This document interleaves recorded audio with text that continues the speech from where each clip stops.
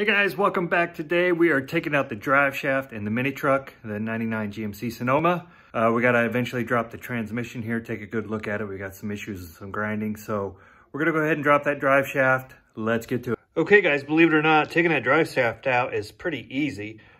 These are the only bolts that you have to remove, really, to get it out. When you first crawl under your car, under your mini truck, you're going to see where the drive shaft ends into the differential.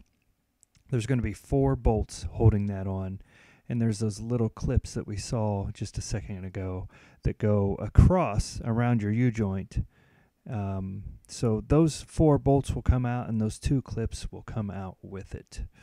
And then you also have, in my case, my 99 Sonoma, I have a center drive shaft bearing or a carrier bearing or whatever you want to call it, and there's 2 bolts that hold that into a cross member. Okay guys, safety first. Make sure you jack up your car safely. Use jack stands, don't just use a regular jack. I've got triple redundancy under here just to be safe. You also want to make sure you block up your wheels. When you take your drive shaft off, there's another wheel chock down there. But when you take your drive shaft off, you're asking for trouble. Your car can roll. It will no longer be in gear, and the back wheels, you know, in this case, will be rolling freely. So safety, safety, safety. Can't stress it enough. Be safe. Know what you're doing. Don't make a mistake and hurt yourself. You can also set your parking brake, but don't rely just on that.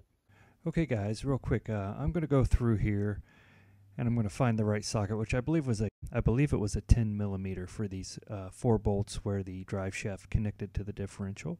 And here I am. I'm just loosening these bolts right now, and I have this sped up, so you know it won't bore you sitting here watching me turn a wrench. But I do just loosen these up at first. I don't want to loosen the other bolts and then have this fall and land on my head. So now I've moved up to the center bearing or the carrier bearing of the drive shaft, and I'm using an adjustable wrench for the top of the bolt because it was a different size than the actual nut on there.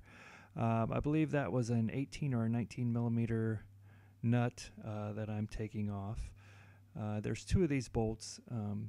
They were a little rusted, a little bit more difficult to get off than the differential bolts. Those were pretty easy. I'll just continue to take these off. There's 1 on each side.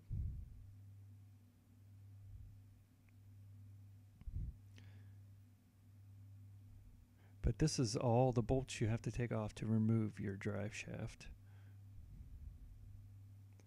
And you can see my Harbor Freight transmission jack I just received in there. We'll be doing a review on that later when we pull this transmission out.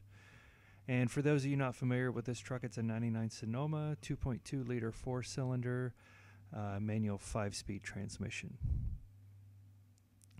That's why I talk about blocking up those wheels. There's no park, nothing that's going to save you from the truck rolling, so make sure you do that. Safety first. Okay, last bolt is out. Now I'm getting in here and I'm loosening up and removing the bolts in the differential side. I guess I've already loosened them up. I'm just spinning them out by hand, and there's the little clips that go on it. Sorry, you can't see that as well. I think my light failed me on this clip, but basically just spinning those out, setting them on the ground.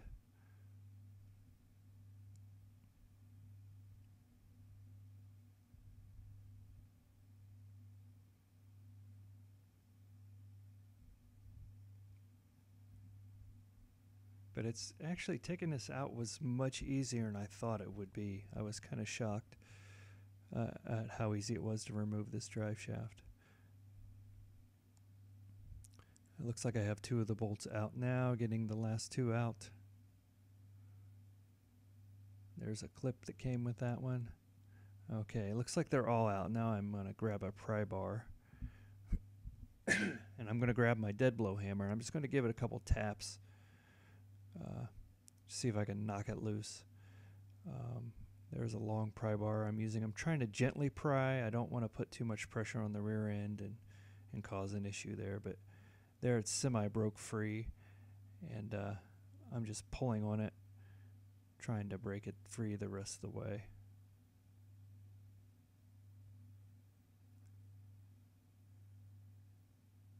Do a little more prying.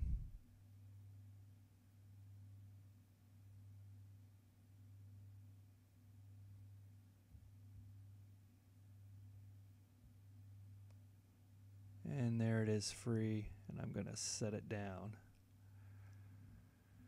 So really not too bad. Here it is from the other angle, where we're going to pull it out of the transmission, facing the front now. So I'm getting a drain pan, I'm putting it in place. And all you have to do to get it out of the transmission, which is very leaky, you can tell from the output shaft there, you just got to pull it straight out.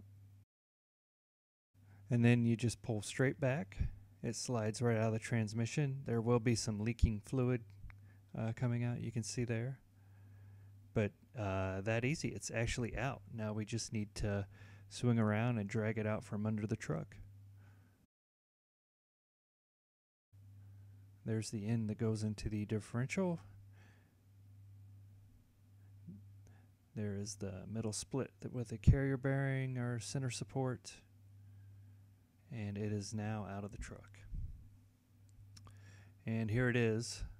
Looks like I may have a little scoring on that yoke that goes in the transmission.